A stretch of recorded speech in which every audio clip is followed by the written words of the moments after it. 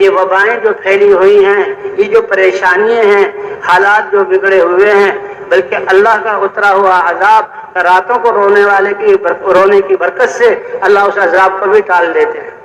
اور بھئی یہ جماعت جو اللہ کے گھر میں ہے، یہ معمولی لوگ نہیں ہیں، یہ تو اللہ کے راستے میں نکلے ہوئے ہیں، یہ تو حضور صلی اللہ علیہ وسلم کی محنت کے لیے نکلے ہوئے ہیں، ان کی تو جان اور مال اور یہ وقت اور سوچ اللہ کے دین کے لیے ہے۔ تو یہ کتنے محبوب ہیں اللہ کے لیے یہاں، تو بھئی ان کا راتوں کو اٹھنا، اس لیے بھئی راتوں کو تہجد کا اہتمام ہو، لمبی لمبی ہم نمازیں پڑھیں، سورتیں اس میں پڑھیں، اور ٹھہر ٹھہر کر نماز بنانے کی مشق کریں، اور پھر بھئی دعا مانگے، اور فجر سے پہلے ہمارے یہ جہاں قرآن پاک کی تلاوت اور صبح کی تسبیحات یہ فجر سے پہلے جو ہے پوری ہو جائے۔ قرآن پاک کو ہاتھ میں لے کر اور دیکھ کر ناظرہ پڑھنا۔ ہم نے سنا مولانا الیاس صاحب رحمۃ اللہ علیہ فرماتے تھے کہ اللہ کا قرب حاصل ہونے کے لیے سب سے قوی عمل میں نے رات کو اٹھ کر جو ہے قرآن پڑھنے میں دیکھا۔ اب قرآن تہجد ایسی کہ عشاء سے پہلے کہیں سو نہیں، بلکہ عشاء تاکہ عشاء کی نماز مؤخر نہ ہو، اور عشاء کے بعد اب باتوں میں نہ لگو، جلدی سو جاؤ تاکہ تہجد میں اٹھنے کا موقع ملے۔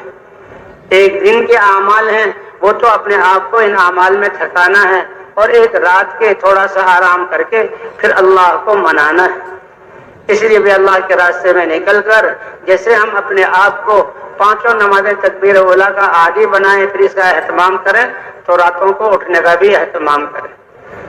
یہ راتیں اب لمبی ہوتی جا رہی ہیں، اپنے وقت کی حفاظت، سب سے قیمتی سرمایہ ہمارے پاس یہ زندگی کے سانس اور اوقات ہیں، اس لیے کہ جب یہ وقت ایک سانس گزر گیا اب یہ دوبارہ نہیں لیا جائے گا۔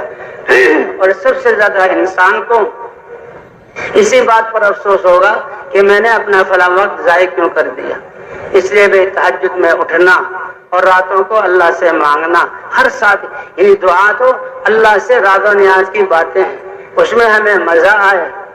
جی ہاں، آدھا گھنٹہ تو کم از کم ہے کہ ہم اللہ سے جہاں مانگے، اور اس کے بعد بھائی یہ جو قرآن پاک کی تلاوت ہے، اور اس کے بعد یہ صبح کی تسبیحات روزانہ جو ہے ہم نے ذکر کرنا ہے، یہ سبحان اللہ، الحمدللہ، لا الہ الا اللہ، اللہ اکبر 100 مرتبہ صبح، 100 مرتبہ شام، باوضو ہو کر، قبلہ رخ ہو کر۔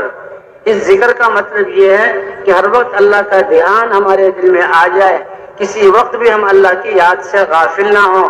ہم اللہ کے بندے ہیں، ہم حضور کی امت میں ہیں، اللہ مجھے دیکھ رہا ہے، اور اللہ میری بات کو سن رہا ہے، اور اللہ میرے ساتھ ہے۔ اللہ کا ساتھ ہونا یہ کتنا بڑا حوصلہ اور کتنی بڑی بات ہے۔ ایک بچہ بازار جاتے ہوئے باپ ساتھ ہوتا ہے، بچے کی جیب میں ایک دھیلا نہیں، لیکن باپ کے ہوتے ہوئے مطمئن ہوتا ہے کہ ساری عید کی ضروریات والد میرا خریدے گا۔ تو بھئی اللہ سے ہمارا ایسا جو ہے یقین اور جو ہے یقین ہو کہ اللہ میرے ساتھ ہے تو میرے سارے کام بن گئے۔ اس لیے اللہ کا دھیان جمانے کے لیے تیسرا کلمہ ہے، اور پھر بھئی حضور صلی اللہ علیہ وسلم کے احسانات کہ آپ نے کتنی مشقتیں جھیلی اور اپنے صحابہ کو یہ دین پہنچایا۔ اے اللہ، ہم تیرے نبی کا یہاں احسان ہم نہیں ادا کر سکتے۔ درود شریف کی صورت میں اللہ ہی سے رحمتوں کا مانگنا ہے۔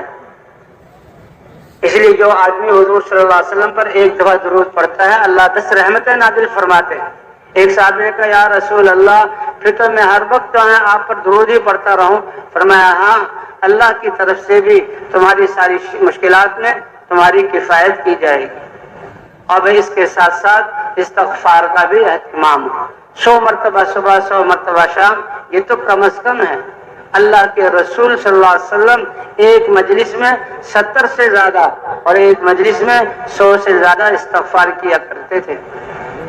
علماء فرماتے ہیں کہ حضور صلی اللہ علیہ وسلم کا استغفار کرنا امت کو بتلانے کے لیے تھا کہ اللہ کے رسول جن کی زندگی پاکیزہ اور جو معصوم ہے، جب وہ استغفار کرے تو ہم بھی مغفرت جہاں اللہ سے جو ہے وہ اپنے گناہوں کی بخشش چاہیں۔